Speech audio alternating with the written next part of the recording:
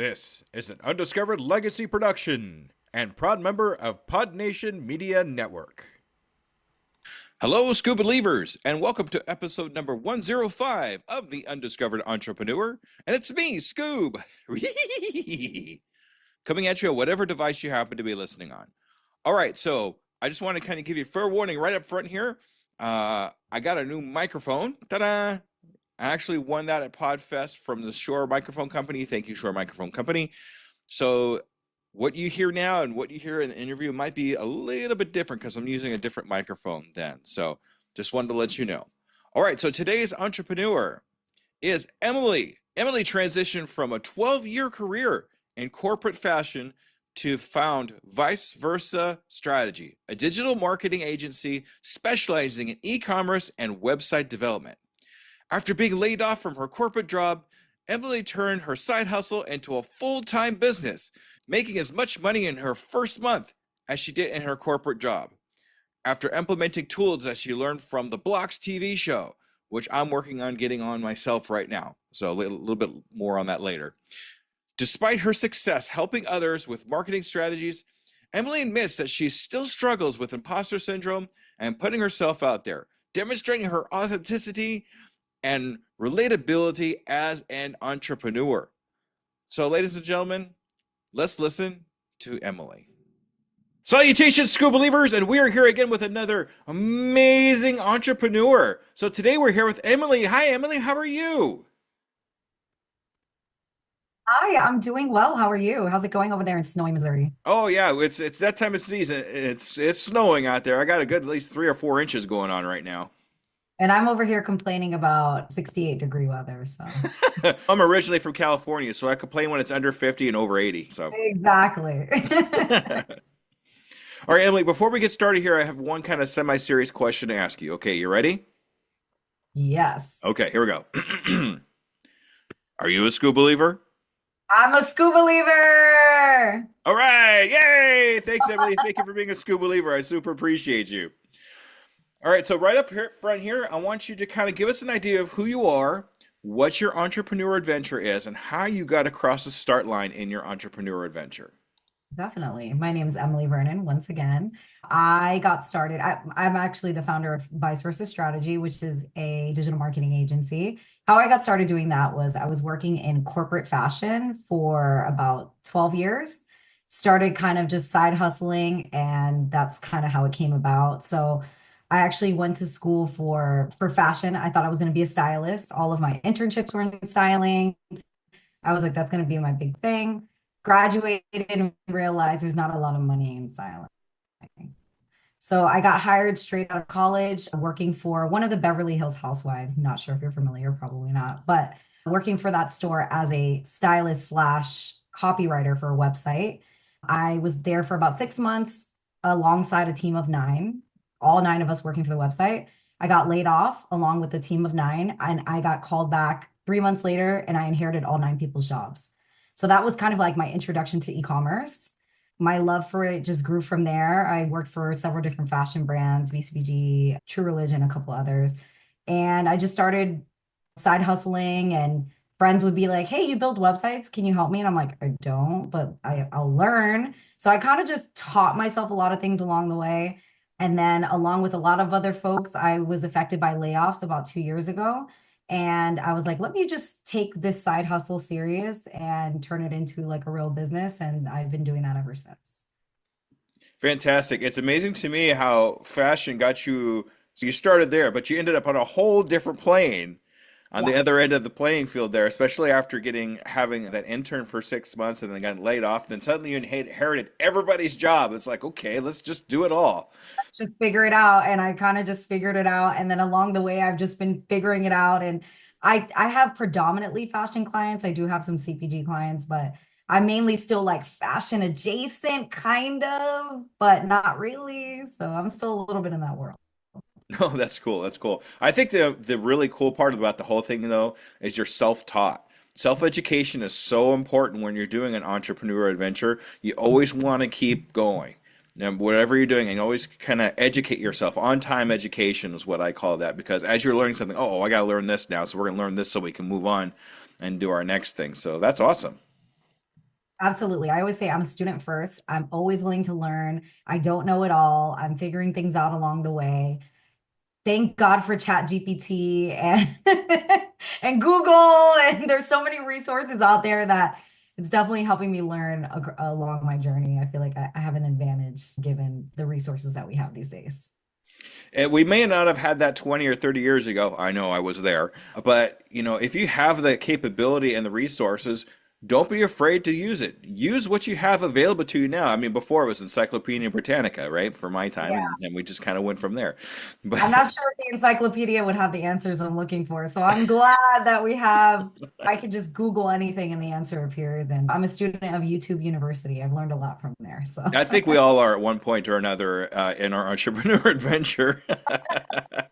absolutely. But I think being self-taught is actually better for me than somebody that has a certificate that says, okay, I got the certificate, yay, I got this piece of paper saying I did this. But it really doesn't give you the experience, the real world experience that you can have going out there and actually doing the thing. Yeah, absolutely. Yeah. I think working corporate for so many years and seeing the mistakes of what other big businesses have done, because I've worked for a lot of bankrupt companies. A lot. I don't know if I'm the problem. Every time I join, they go bankrupt, something's happening, but I've worked for a lot of bankrupt companies and I see the mistakes. So I think that's definitely helped me along the way, as well as just like working with my first couple of clients and figuring it out and trying to stay organized, and a lot of trial and error. Yeah, sometimes knowing what not to do is just as important as knowing what to do. Absolutely. Yeah. So, in your I mean, you come across entrepreneurs all the time, I'm sure, and kind of get a handle of what's going on. What do you think holds back most entrepreneurs getting started in their entrepreneurial adventure? What stops new entrepreneurs from getting across the start line? Themselves. I can attest to that. I think if I didn't get laid off, I probably wouldn't have gotten as serious as I did. I think there's so many things that you kind of overthink about. So first you're like, oh my God, my MVP, is this it? Is this the one? Do I need to tweak it? Do I need to change my product? I think it's just a lot of overthinking and you get in your own head in your own way. I think sometimes you just got to put it out there and see what happens. Luckily, I kind of had like a little bit of a trial period by freelancing on the side while I was still working corporate. So I was able to be like, okay, I had a couple of clients, I was figuring it out. But I think getting thrown into it was like, oh, okay, now like this is paying my bills. Like I need to really figure it out. I think just putting yourself out there and putting the product out or putting the service out, seeing how it goes. Like this is not something that once it's out there, that's it. You can always change it. You can just tweak it. You can always, change the name. You don't have to be committed to anything in your business. You can always make changes. I think people get scared about that and they make excuses like, I don't have the money, I don't have this, I don't have the resources. But there's just too many resources out there to not figure it out. You just have to do it and get out of your own head. A lot of what you described just now has a lot to do with one of the hurdles to stop that I always talk about, and that's perfectionism. We try to make it perfect. We make those little Yeah. tweaks and we keep making tweaks and like, okay, I'm going to wait for the perfect time to do this, or I got to wait for this comes out perfectly. And just do the thing. Really just do it and see what happens because you're what you're doing is you're Just do procrastinating. I mean, and you're hiding behind perfectionism. You want it to be absolutely, exactly right. So absolutely. we don't want to do that. That's not how we get things going because we can't wait for that perfect time because that perfect time is never going to come if you keep doing what you're doing. So put out the MVP and just get some feedback from it and let it grow from there. Definitely. I think going on the show, The Blocks, had taught me so much about that. That was their main thing. It was like number one, just launch the MVP. Just put it out there. You can tweak it, you can change it, you can, because I think a lot of people in that were on the show were pre-seed or they just had an idea. They didn't necessarily launch their product yet. So I think for those folks, it was really just like, just put it out there. Doesn't matter. You can always make changes. You might be the only one that's seeing it. You don't even have an audience yet. Like put it out there, see what people say, and then just keep making changes to it. So I think that's definitely just put it out there. Who cares? Who cares if you have an Instagram following of 3 people? Like it's gonna grow, be consistent, put it out. If you believe in your product, you love it, or you believe in your service so much and you know that the world needs it, just put it out there in the world. All right, good advice from Emily. Thank you, Emily. Listen to that, Scoop Believers, because it's all true. Hey, you were on the blocks. I was on the blogs. You're the second person I've talked to that was actually on that show, and I was invited onto the show. Unfortunately, I wasn't able to attend, even though it's like only an hour away from where I live. But yeah, that's amazing. What a great Oh, experience for you. really? Oh, so close. It was an incredible experience. Who else did you have on that was on the show? So I can't remember her name right off the top of my head, but she designed children's pacifiers, but it was like a healthy, safe pacifier instead of being like the regular one that you usually see. Oh, okay. Just curious. I was wondering if she was on my season, but I would have remembered that. So Yeah, probably not. probably. That's a, Yeah, it was like 20 something seasons. So I'll get there. I will eventually get there. This is something that's it's definitely on my gotta do this list to be on that show because they keep asking me if I want to be on. I guess they like me or something. I don't know. yeah, it's an incredible experience. You meet amazing people. I met a lot of friends that are like lifelong friends now. It's just having that community of entrepreneurs is amazing. You can bounce ideas off each other. To me, the biggest benefit outside of just being on the show and experiencing it is we have a Facebook alumni group chat, Facebook group, and people bounce ideas off each other. There's so many resources. Hey, I need XYZ, people helping each other. It's a great community. So definitely 10 out of 10 recommend it. Fantastic. You could definitely find that on Facebook, y'all, if you want to look. I might even try to put something in the show notes there for people to check that out just because it's so Yeah, exciting. definitely. I was season 13, episode 6 and 7, if you want to find me. There you go. All right. So we talked about what stops other people from getting across the start line, especially in being a new entrepreneur. But did you find that perfectionism or something along those lines stopped you from getting started? Definitely, because this isn't just my first entrepreneurial journey in my head, if you will. Like I've opened businesses and haven't done anything. So I've definitely been in that state. I've working in fashion, I've wanted to have a clothing line for so many years, but I overthought it to the point that I just never did it. So I think I get my creative outlet out by helping other entrepreneurs, helping other business owners, helping people with clothing lines, help grow their business. I think that's my new I need to focus on that instead of marketing it versus actually creating a clothing line. Just the idea of it was becoming too stressful and I couldn't even. I have a bunch of designs that I'm sitting on that I never released. So I was just like, I just didn't do it. So I can relate to that. Put it out there. One day, Oh, now, come one on, day. Emily. Yeah, the my business name, Vice Versa Strategy, was originally a clothing line. It was vice versa, but I just never put it out. We're gonna have a conversation later, Emily. I guarantee it. Yeah, we'll talk. We'll talk. That's great. It is. It's a common thing. It really is. And eventually, once you actually get over that hurdle of perfectionism, things just seem to take off from there because you're actually starting to make move, and now you're actually starting to get something out there that's tangible that you can learn from, that you can grow from.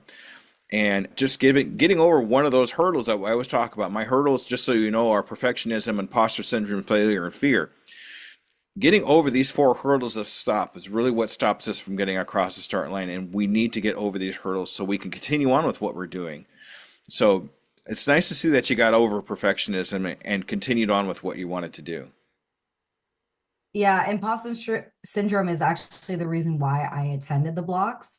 I was just so, I didn't even have an Instagram before that. I was too nervous to put myself out there. I just felt like, oh, maybe I didn't know enough. And I know a lot of big agency owners in the industry and e-commerce. And I was just like, I'm not there yet. And I kept kind of holding myself back in that respect. So a lot of the reason why I went on the blocks is because another goal of mine is to just do content and to be in front of a camera, which is why I've done a ton of podcasts, haven't even really posted them, to be honest, which is I'm my biggest enemy. I can relate to all the things, all the recommendations I give to people.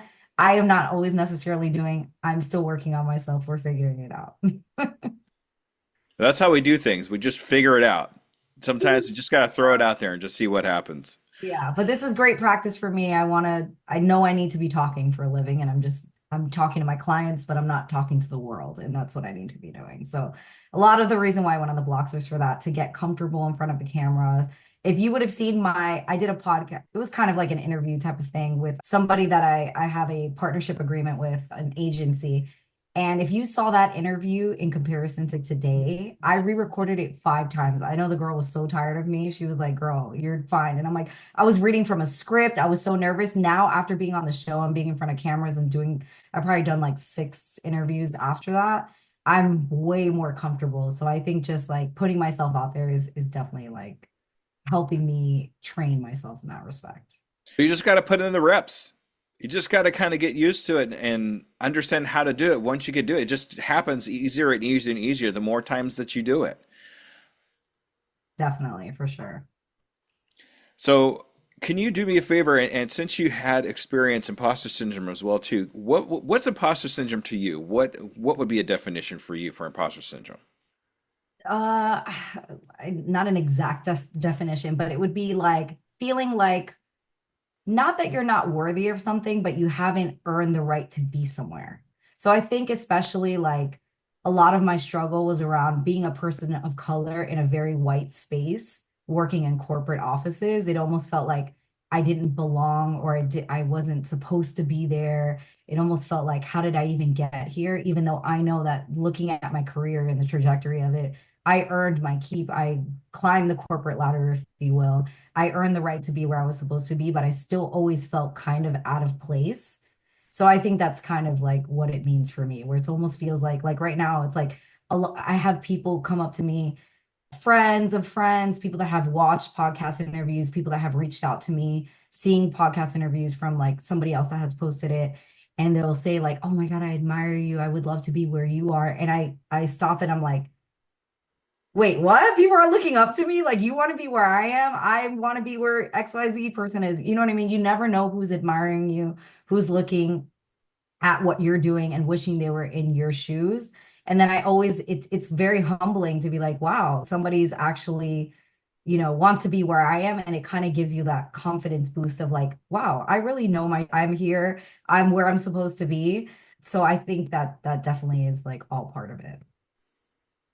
Good. I love it. Everybody's definition of the hurdle is different. So I like to try to get an idea of where you're coming from as far as that particular hurdle since you experienced that. And so we all can kind of say, oh, yeah, that's kind of what's happening with me too. So I really appreciate you defining that for me. Definitely, yeah.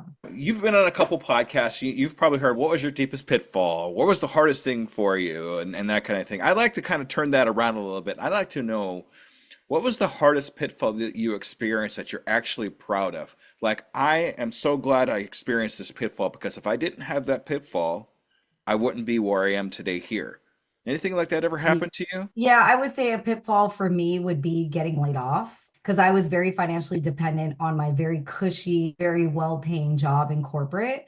And it didn't push me to work harder to get clients. It didn't push me to grow my business at all. I was kind of just stagnant and I was comfortable where I was at because I was more focused on my corporate job and I had a couple clients here and there, but it wasn't anything that I was looking to, I wasn't forcing myself to grow, if you will. So I was just doing what I was doing. Once I got laid off, it was like I'm living off my severance and my last couple of paychecks and unemployment and ran out. I went on the blocks a month later. I was broke. I was like, I didn't know what I was going to do. And I'm telling you, that was such a big turning point for me. The following month, once I left the blocks, I was already getting reached out to by a couple of people, referrals while I was there. And I told myself I wasn't going to work while I was there, but I did. And then it was like the following month, I made as much money as I did in corporate that first month, just from like implementing some of the tools that I learned and also just like getting referrals, a lot of referrals from the blocks. I was getting so many meetings, my calendar was booked up. I was on a cruise, I remember, and I was like, I had like a million like calendar invites and I'm like taking meetings every day and I was like, oh my God, I'm just so busy all of a sudden. And for the previous month, I was stressed out about like, how am I going to pay my rent? What am I going to do? And it just resolved itself and I started getting more confident. I met a ton of people from the blocks and it was just like, it just grew overnight. So I think experiencing that of not knowing what to do and then getting the tools, implementing them and seeing it happen in real time and seeing the changes and seeing my growth of where I was literally this day last year was I was on the blocks. So just thinking about what's happened in the past year, how much has changed, how much growth I've had, how many clients I've had, it's just been amazing to see that. And I would not be where I am today if all of that didn't happen. And it all breaks down to once you actually have the tools, you have to implement the tools. You can't just sit on them. Like, okay, I know this now. Well, do something about it. None of that's going to help you until you Yeah. actually put the tools into action, put what you've learned into action. And being able to experience something as great as the blocks, I mean, to be able to get those tools to where you need to make yourself where you're at now, I would take advantage of all of them. Yeah, definitely. And just meeting the people that I met and everybody just helping each other. It's like, oh, I use this tool. I'm doing this. This is what helps me stay organized. I think organization, I'm very, is it left brain? Not right brain. What's the one that's messy? That's the one that I am. And it was so hard for me to get organized in my business because it's just me doing everything. So I think figuring out what resources worked for me, talking to my fellow Bloxers and friends that I've met, and just like other business owners. Like I didn't really have a lot. I have a lot of friends that are entrepreneurs. I wouldn't say they're the most organized either. So I think being able to have some type A people that are like, hey, this is what I do and this is what helps me, and implementing those things as well, and just seeing the change and seeing the growth and seeing how that's helped me so much. Fantastic. That's awesome. Thank you for that. That's great information. Okay, so what I like to do here is now most of my listeners are all brand new entrepreneurs that are just getting started in their entrepreneurial adventure. So what I'd like to know is if you came across a new entrepreneur that's just getting started, what piece of solid advice would you give them? I would ask them what phase of their business they're in. Did they already launch? Because if they haven't launched yet, I would say just launch it. And then I would say, I think a couple of things, because I've had this question before, is what to do financially, which is things that I did not do in the beginning. I think building your business credit is so important. And that's something that I would definitely push for somebody to do. Like, make sure you're opening your business account. I was originally, for the first like 2 years of my business, mixing my corporate money, and like everything was going to my regular bank account. I didn't separate my funds.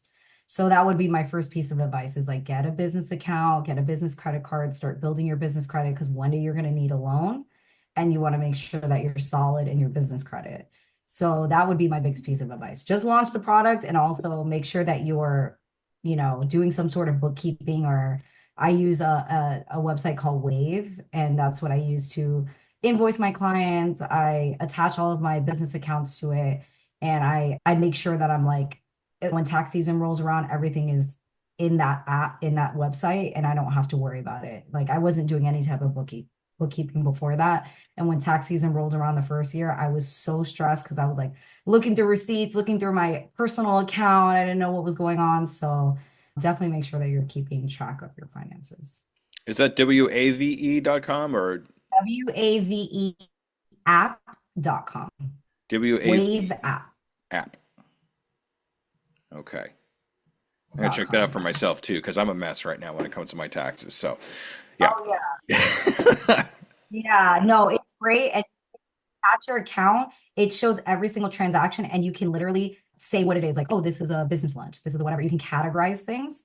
So you don't ever have to worry about it. And when tax season rolls around, it's all in there. You can invoice clients in there. It's so easy. It's quick. It's my favorite tool. Fantastic. Thank you for the tool advice too. Appreciate that. Absolutely. Yeah. One of my clients was a bookkeeper who I also met on the blocks, who's a great friend.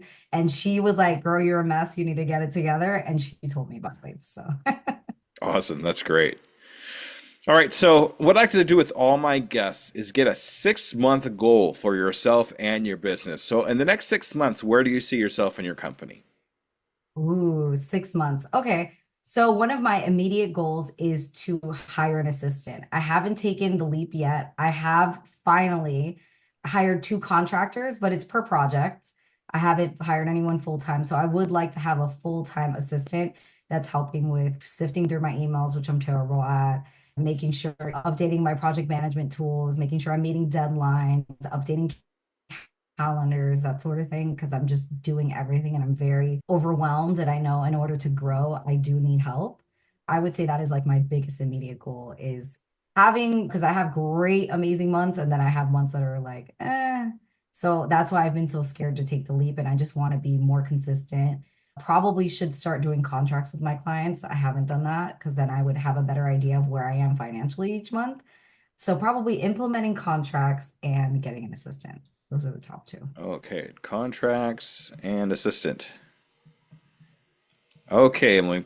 So what I'd like to do with you, if it's okay with you, is I'd actually like to follow up with you in 6 months, Okay. have another interview just like this one, and we're going to see if you've actually accomplished those goals. So you're not just accountable to me, but you're accountable to an entire audience now, okay?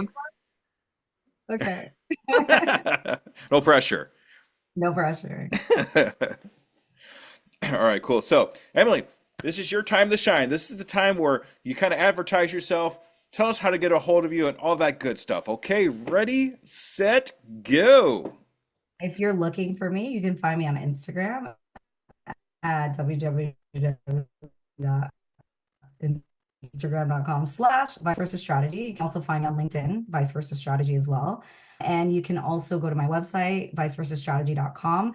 If you are looking for email or SMS marketing, website design or development, or e-commerce strategy. So if you have a website, it's not performing and you're not sure why, and you want to drive more growth, contact me. Awesome. What was your Instagram again? I'm sorry, you broke up a little bit on that one. It's Instagram/vice versa strategy. Okay, cool. All right. Okay. Emily, thank you so much for coming on to the Undiscovered Entrepreneur. It's been an absolute pleasure to have you on the program, and I can't wait to follow up with you in 6 months and see where you are. Oh my God, amazing. Thank you so much. I appreciate it. All right. All right, Scoop Believers, thank you very much. Make sure you stay tuned for the wrap up. All right, everybody, thank you. Bye-bye. All right, Scoop Believers, that was Emily. Emily, thank you so much for all the valuable information. You definitely are very authentic about yourself and what you do. I'm really glad you got through this entrepreneur adventure. I'm glad you were here with us. But as usual, I do have a couple of takeaways on this. The biggest obstacle most entrepreneurs face is themselves. Overthinking, perfectionism, and fear of putting their product out there can keep you stuck. So remember that you can always make changes once you launch. Once you launch, it's not set in stone. We can still make changes and tweaks as the market sees fit and our customers want more from us. Getting comfortable with being uncomfortable is essential for growth. Emily went from re-recording interviews 5-6 times due to nervousness to confidently speaking on her podcast simply by putting in the reps and pushing herself to be in front of the cameras. We can learn to be able to be confident in front of cameras and in podcasts or anything else that you put out there, as long as we actually do it. We can't just not do it and expect to be on the camera the first time and expect it to be perfect. Let's put in the reps, Scoob Believers, and let's see what happens. I'm glad you actually got all the way to the end of this, because my next podcast interview, Scoob Believers, we finally did it. We finally got the one guest we've been wanting for the last 3 years on our podcast. That's right. We have none other than Pat Flynn coming on to the Undiscovered Entrepreneur. This is a huge, huge goal for me that I finally got to, and we're going to have him on the podcast in 2 weeks. So, Scoob Believers, make sure you stay tuned for that. Whatever you need to do, subscribe, hit that button, whatever you need to do, because this is one you definitely do not want to miss. All right, Scoob Believers, thank you for another great podcast, and I can't wait to see the next one that comes in with Pat Flynn. All right, everybody, bye-bye.